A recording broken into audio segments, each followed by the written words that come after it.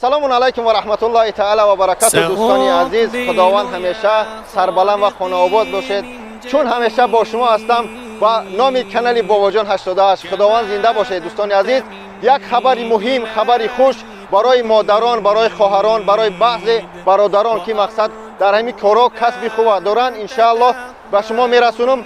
جای کار برای 100 نفر، برای 200 نفر، برای 300 نفر، اینش اولی معلوم نیست، اما میدونم که از 100 نفر بالا است.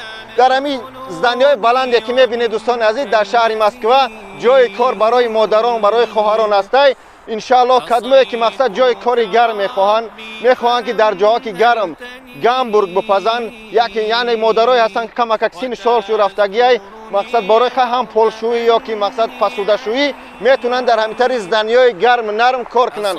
حاصل کردم دوستان عزیز، این یک شوخی بود، اما جای کار هست در حقیقت. اید 100 نفر بالا کسی که میخواه که جای کار گرم باشه، مادران، خواهران عزیز، با همین رقمایی که در اکران میمونم اکی جانبک یک مقصد هر کدومش کارخونه‌های خچه برادران تاجیک خدمت میکنن، گامبورگ مقصد همین خیلی ششلیک همین خیلی میپزن، میتونه با همین رقم‌ها زنگ بزنه. ان شاء الله از ما خواهش کردن برادران باوری هستن، برادران خدمت هستن، ان شاء الله اکی جانبک زنگ بزنه، ان شاء الله با کار تامین تو میکنن. برای پاتین، برای همه گپ هر یک ماه 2 بار اویلگ میتین اوانس کدومه که مقصد مادرایی که بود پاتین ندارن پاتینشو میکنن.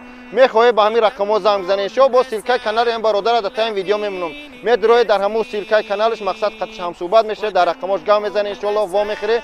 برادرایی که مقصد گروزچیک یا که مقصد اون بورای وزمین پسوده یا که یاشیکایی که بار دارن میبردارن، برادران کار میگیرن. ان شاء الله اویلگشو 40-50 هزار بالا. ان شاء الله گاو زنه برادرها قطشو از نوم بابا جان 88 ان شاء الله گاو زنه بگه که مقصد اون برادر رقم شما را داد.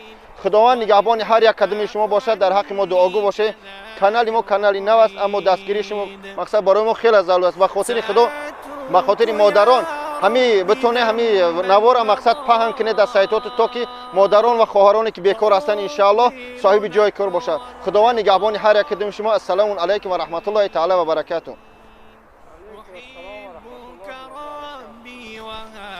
این اینجا اومدیم الحمدلله. این جای برای آدمای نادیده بدن، میتونه که مقصد بیای بچه‌ها اینجا تماشا کنن. دروغ نه بیای اینجا کی اتجه بلا اینجا ایتا بالای نگاه منی به خدا سر تو میخره اگه نه که شرلی ها خنا کم مردیم همه به خاطر زحمت مادران. خدا نگهبان تو باشه.